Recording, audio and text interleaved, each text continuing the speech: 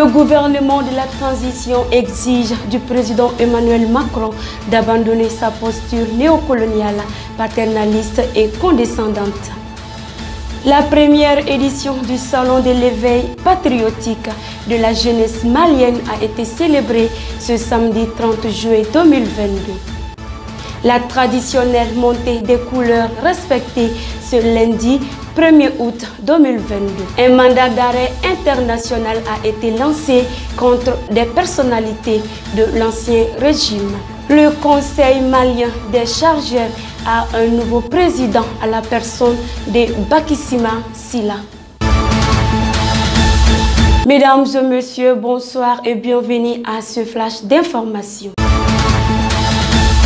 Le gouvernement de la transition s'indigne face aux propos haineux et diffamatoires tenus par le président de la République française Emmanuel Macron lors de sa tournée en Guinée-Bissau. C'est au cours d'une conférence de presse tenue en date du 28 juillet 2022 que le chef d'État français a tenu des propos pour accuser les autorités de Bamako. Le gouvernement de la transition exige du président Emmanuel Macron d'abandonner définitivement sa posture néocoloniale, paternaliste et condescendante pour comprendre que nul ne peut aimer le Mali mieux que les Maliens eux-mêmes, a annoncé le colonel Abdoulaye Maïga, porte-parole du gouvernement malien, dans un communiqué du gouvernement.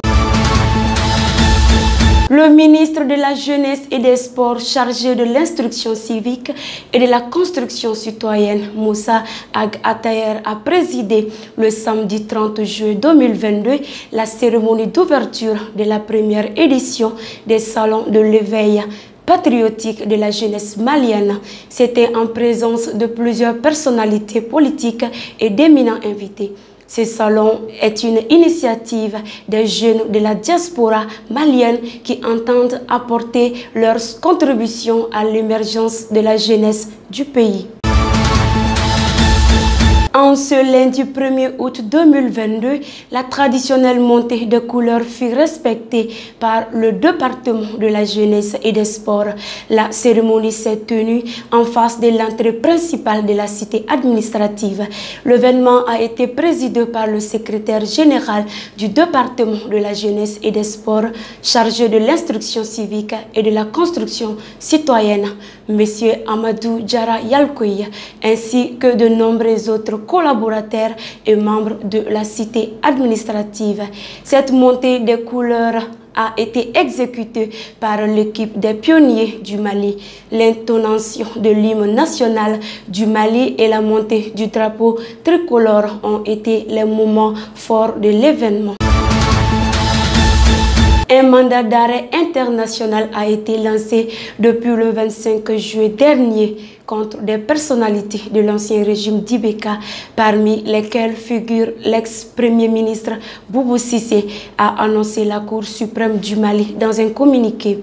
Selon le procureur général près la Cour suprême du Mali, ce mandat fait suite à l'ouverture d'une information judiciaire par la chambre d'instruction pour des faits qualifiés de crimes de faux et d'usage de faux, d'atteinte aux biens publics et de complicité.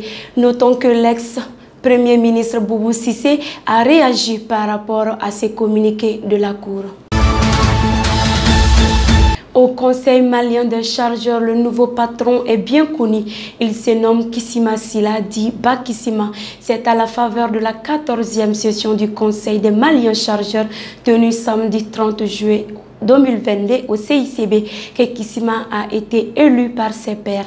Il a été élu avec 153 voix, soit 65,38%. Son adversaire politique se nomme Bourama Mouron. Ce dernier a obtenu 81 voix, soit 34,62%. C'est ainsi que Kissima Sila a été élu président pour un mandat de 5 ans. Son bureau est composé de 6 membres. L'équipe du nouvel homme fort de la structure aura la charge de conduire le conseil à bon port. Mesdames et messieurs, c'est tout pour ce flash d'information. Merci de nous avoir suivis et bonne soirée à tous et à toutes.